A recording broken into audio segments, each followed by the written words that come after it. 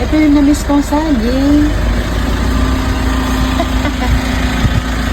Bili tayo dahil nakakamiss ang saging na ito eh.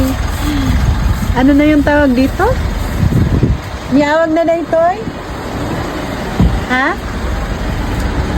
Karabaw? Masarap. 70 Eh di magkano yan? 70 ba isa? 293. When ma'am? You always have time. Hindi lumapit ka ma'am. May pa-J t-shirt na. 70 ba? Did you augment the t-shirt mo? Ma'am? 12 pesos pa isa? Ano? 290? 2.297. Grabing yan ah. Grabe. Grabe.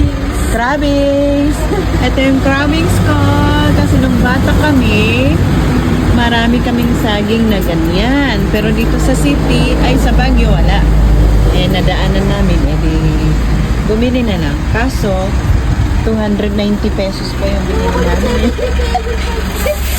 Ilang kilo daw yan? 2 points? 2.5. Ah, okay. 2.5.